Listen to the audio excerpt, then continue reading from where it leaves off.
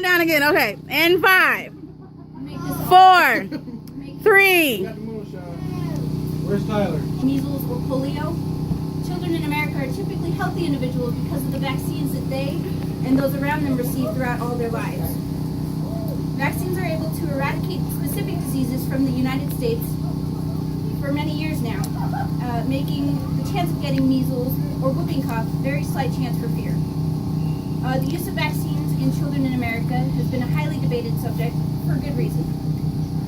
The purpose of vaccines, such as IPV for polio, MMR for mumps, measles, and rubella, hepatitis A and B, are to prevent diseases from occurring and help control the spread of contagious diseases in order to maintain population health at an optimum level.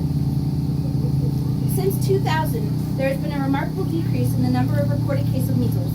This decrease has occurred among age groups targeted by the mass vaccination campaigns conducted during 2000 to 2004 as a part of the measles elimination strategy.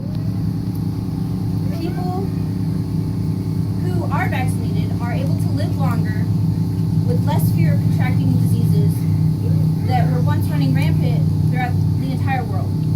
Diseases that could paralyze, maim, and kill have been rendered nearly extinct thanks to vaccinations that science has been able to manufacture.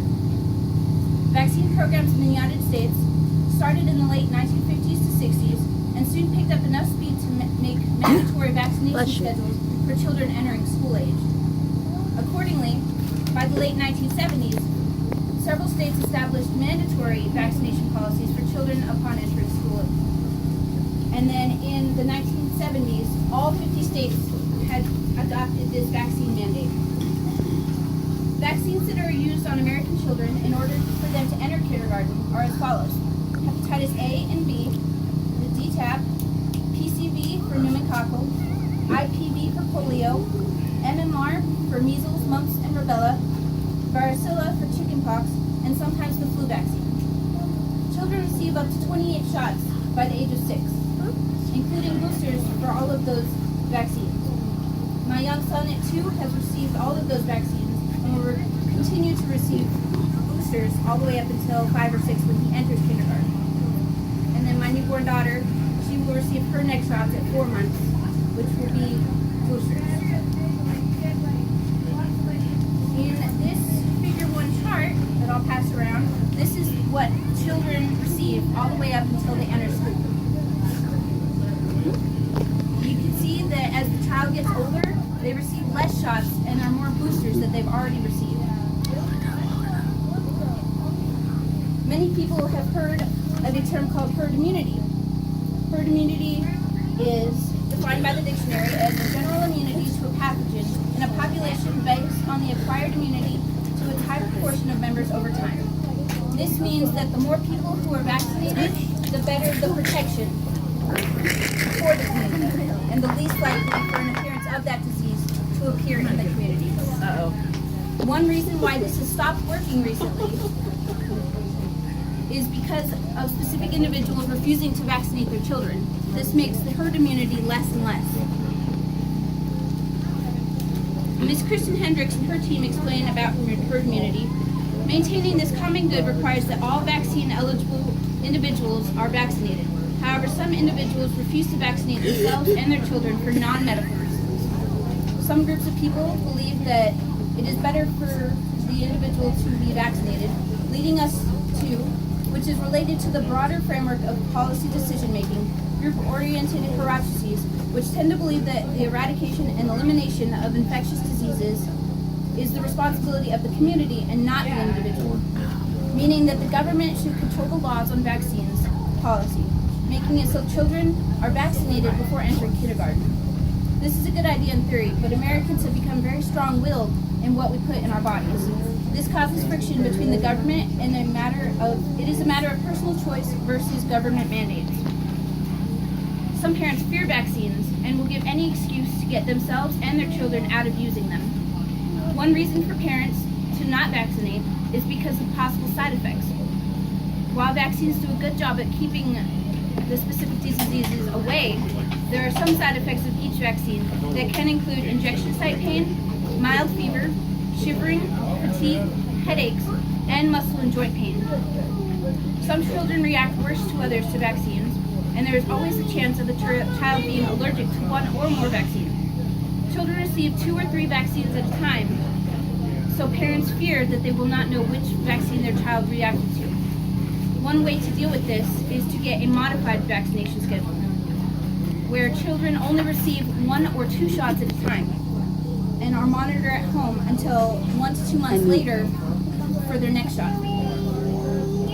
This method is unadvised by the CDC, and they say what we do know about alternative vaccination schedules is that delaying shots is playing Russian roulette with your child. The simple truth is that you are leaving your child unprotected at a time when he or she is the most vulnerable. This stretches out the vaccinating schedule, but all children are still able to be vaccinated by the time they enter kindergarten. A study conducted by Ms. Holly Hill and her associates, published in the MMWR Mobility and Morality Weekly reports, show that families living below poverty level often skip out on vaccines due to a variety of reasons. They say, therefore, the window of administering rotavirus vaccine is narrow and could be missed by the because of transportation challenges, difficulty obtaining time off of work, or other logistic issues. Situations that might occur more frequently in under poverty level families. Another reason parents do not vaccinate is because of religious reasons. For example, some denominations believe that they should abstain from sex until marriage.